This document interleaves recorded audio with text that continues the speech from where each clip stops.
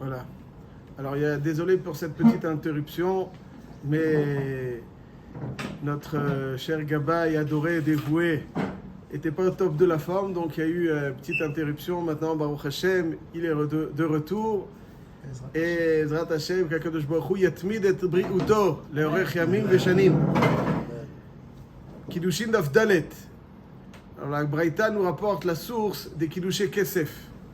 Où est-ce que c'est marqué dans la Torah que quand on donne une bague à une femme, elle est Mekudeshet? C'est marqué dans la Torah. Ki yikach ish isha ou be'ala. Be'ala, c'est marqué. Dans la Bi'a, c'est marqué. Où est-ce que c'est marqué qu'on peut être Mekadesh une femme avec un shtar? C'est marqué aussi. Ve'yatsa ve'aita, ve'yatsa mi beito, ve'alcha ve'aita le'ishacher.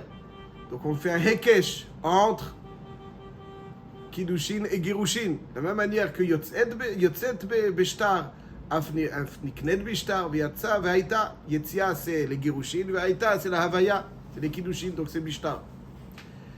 Mais d'où est-ce qu'on sait qu'en donnant une bague à une femme, elle est Mekudeshet? Alors c'est romantique, mais où c'est marqué dans la Torah?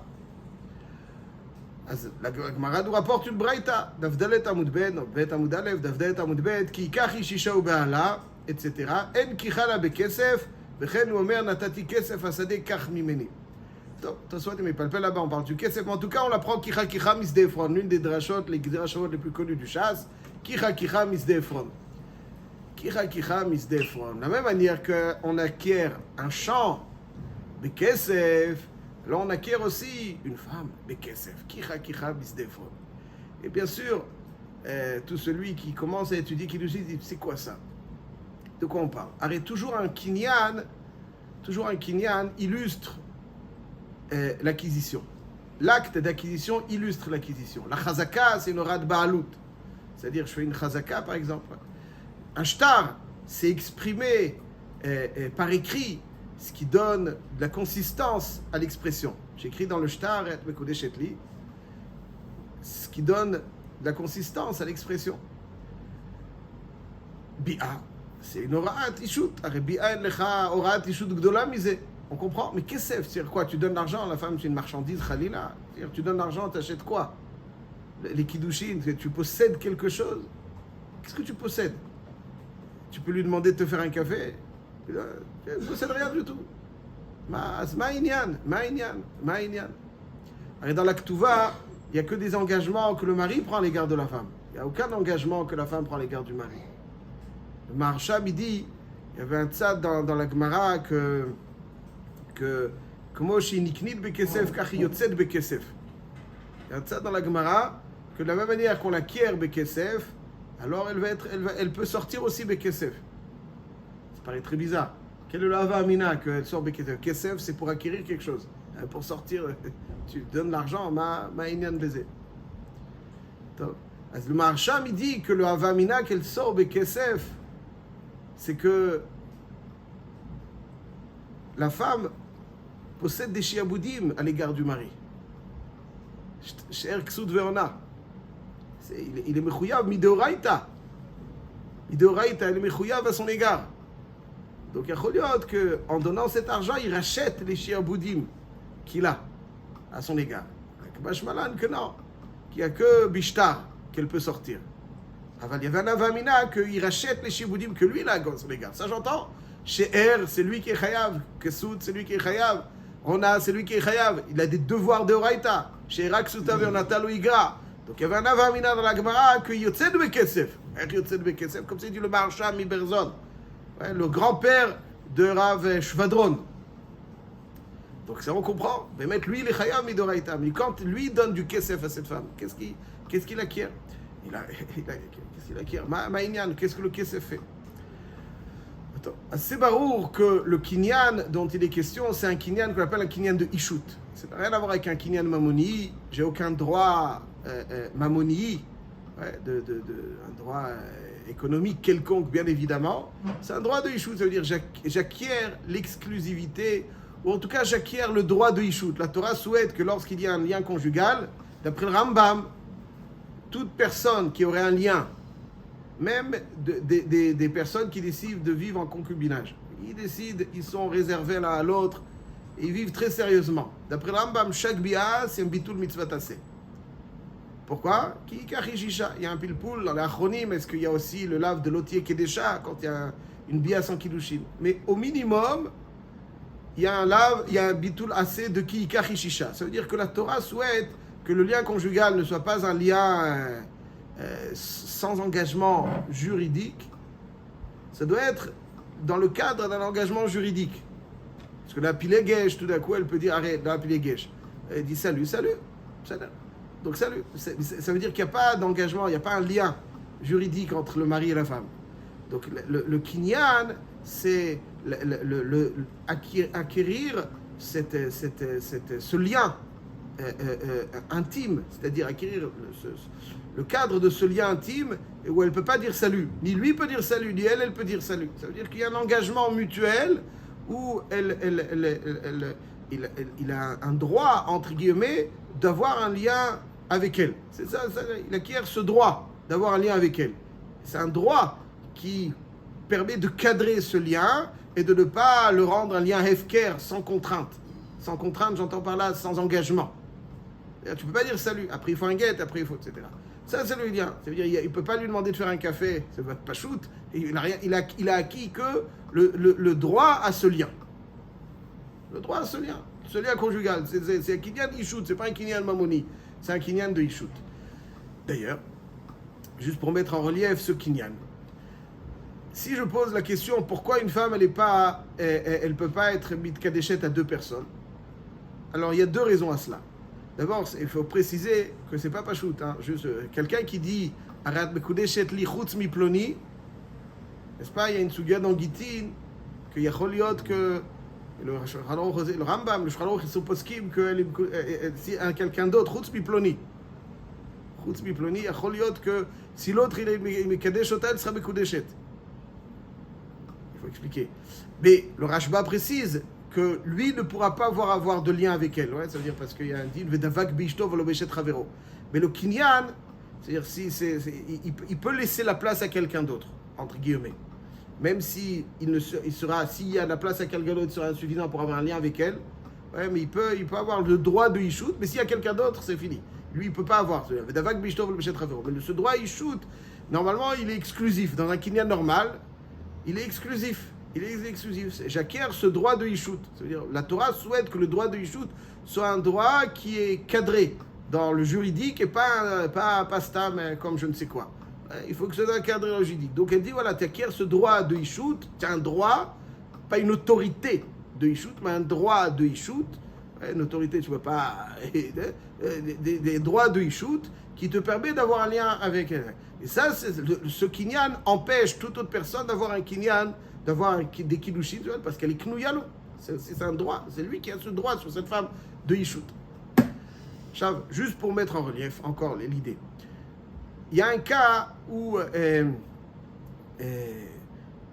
les kiddushin ne sont pas tofsin, mais l'enfant n'est pas mamzer.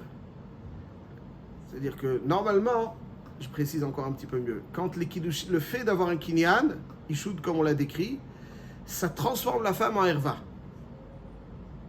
Ça veut dire que la femme devient, dans un second temps, en conséquence à cela, elle devient une herva. Parce qu'elle est réservée, grâce à ce kinyan, alors elle devient une herva, devient un chétiche, devient une herva. Et le fait qu'elle soit herva, ça fait que le vlad il est mamzer. C'est pas le kinyan qui fait que le vlad il est mamzer, c'est le pan herva que ce kinyan a généré qui rend le vlad mamzer. Donc c'est-à-dire dans Kiddushin, c'est celui qui développe beaucoup ce kinyan, c'est Rabbi Tzelep Ponoviger, c'est Zecher Yitzhak. Rabbi Yitzhak Rabinovitch, qui était Rav à Ponovitch, dans Zecher Yitzhak, je crois Siman Memchet, il développe ce concept que Kiddushin, en fait, il y a deux dimensions dans les Kiddushin, deux raisons pour lesquelles les Kiddushin ne sont pas tofsim dans cette femme.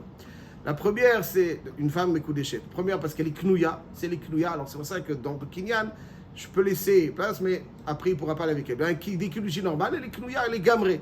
Il a acquis ce droit de Ishout. S'il a acquis ce droit de Ishout, alors c'est fini. Personne d'autre ne pourra aussi empiéter cela. Ça, c'est donc la conséquence de ce kinyan, c'est qu'elle est meyuchedet lo, et en tant que telle, elle devient une herva. Et donc, le vlad, il est mamzer. On retrouve le kinyan qui empêche qui que ce soit, mais qu'elle n'est pas herva. c'est dans le Inyevama, Shomer et Yavam. Une femme avec laquelle elle n'a pas encore fait de Yiboum, elle est Shomer et Yavam. Alors d'une part, elle est En Kiddushin Tofsin, Beyevam Alashuk, En Kiddushin Tofsin. Aval, le Vlad n'est pas Mamzer. Le Vlad n'est pas Mamzer. Pourquoi le Vlad n'est pas Mamzer? C'est En Kiddushin Tofsin. Parce que le Pshat, il est que le din de Vlad Mamzer, c'est de Véa de la Herva. Mais là, comme lui, il n'a pas fait les Kiddushin dans cette Yevama, il y a juste une Zika qu'il a destine à cette famille ou à ce Yavam. Mais il n'y a pas eu encore de Maaseh qui la rend Miyuchedet. Donc, le Vlad, il n'est pas Mamzer. Donc, En Kiddushin Tofsin. Donc, il y a deux dimensions dans les Kiddushin. Il y a la dimension du Kinyan, qui n'est pas un Kinyan Mamoni, mais un Kinyan Issouri. J'entends par là que c'est un Kinyan qui ne donne aucun droit d'utilisation, Khalila, d'une quelconque façon, c'est bien évident, on n'a même pas besoin de le dire, ça donne un kinyan de Ishut, c'est-à-dire un droit d'avoir des relations conjugales avec cette femme parce qu'ils doivent être cadrés dans une forme de droit et pas stam. Et si ce n'est pas le cas, donc il y a un bitul mitzvah tassé de ki kar ish isha. La conséquence de ce kinyan, c'est qu'elle est mekudeshet dans le sens où elle devient erva, et la conséquence donc c'est que le vlad il est mamzer. Mais on peut avoir un kinyan sans Vlad Mamzer. Quand lui ne l'a pas fait, il n'a pas fait encore, ça veut dire il hérite un petit peu le statut du frère, et donc elle est Zkouka, donc elle Kiddushin Tofsin aval. D'ailleurs, je précise, c'est là le débat de la Gemara au début de Kiddushin, qui nous dit Aisha Niknit, Aish Mekadesh. La Gemara dit pourquoi il y a marqué Aisha Niknit, et après il y a marqué Aish Mekadesh. Ouais, dans le Pérek, Daf Bet, il y a marqué Aisha Niknit. Daf même Aleph, il y a marqué Aish Mekadesh. Pourquoi ici on emploie le terme Kinyan? Kiddushin. Bikara katani lishna de oraita vada katani lishna de rabanan. D'asar la kula alma kehekdesh. La Gemara nous répond que le lashon kinyan c'est le terme de la Torah, mais rabanan à travers le terme qu'ils vont employer de Areat Mekudeshet, qui est un terme institué par les Chachamim, puisque sous la choupa on va pas dire Areat Knuyali, mais Areat Mekudeshet li. Pourquoi? Parce que c'est un terme de Chazal. Pourquoi Chazal ont mis en relief ce terme et ils n'ont pas utilisé le terme de la Torah? Parce qu'ils voulaient révéler la dimension profonde de ce kinyan. C'est la dimension profonde de ce kinyan, c'est qu'elle devient exclusive, et donc Mekudeshet, ça met en relief la yichudiyut, et donc la herva qu'elle est. Ça, la koule alma keigdesh, elle est herva. Elle est herva, c'est pas stam un kinyan, elle devient herva. Et donc, pour terminer, ça c'est le yesod, du kinyan de Kiddushin. Ceci étant, c'est pas shoot que le kesef qu'on donne, même si on fait une analogie avec kesef du karka, c'est pas le pshat, c'est pas la même chose. J'explique. Allez, il y a un taz. On va rentrer dans tout le pile-poule, on pourrait parler des heures de ça. Là, un taz. Rabbi David Alevi, dans Choshen Mishpat Siman Kuf Tzadik. Il y a un machloket Taz Esma. Et je vous dis très rapidement la machloket Taz Esma, c'est une machloket très yesodite dans le Kinyan Kesef de Choshen Mishpat. Imaginons que j'achète un bien immobilier 1 million d'euros. Pour un Maaseh Kinyan, il faut payer. Je donne 1 euro au vendeur, mais je lui dois encore le million d'euros. Ça veut dire, c'est pas que je lui dois dorénavant 1 euro en moins. Je lui dois la somme, la valeur intégralement, mais je lui ai donné 1 euro. Le SMA, il dit, ça ne suffit pas, parce que le kesef, c'est la valeur. Et d'après le Taz, le kesef, c'est kesef kinyan. Ça veut dire quoi? Kesef kinyan, c'est pas un acte d'acquisition quelconque. C'est, je paye pour acquérir quelque chose. Pas la valeur de l'objet, mais l'acquisition. Il y a deux facettes. Il y a l'acquisition et la valeur. Et donc je paye la valeur. Je ne suis pas obligé, dit le Taz, de payer la valeur de l'objet. Je donne de l'argent en échange de l'acquisition que je fais. Maintenant, c'est à moi. Il y a la valeur, maintenant, c'est à moi. En échange de ce que je te donne, j'acquiers. Le Taz, il apporte une preuve des Kiddushin. Il dit, dans Kiddushin, le Kesef, ce n'est pas la valeur de la femme. Allez là. Ça veut dire c'est en échange de l'acquisition. Donc on voit que le Kinyan Kesef, ce n'est pas un Yesod que je paye la valeur de quelque chose.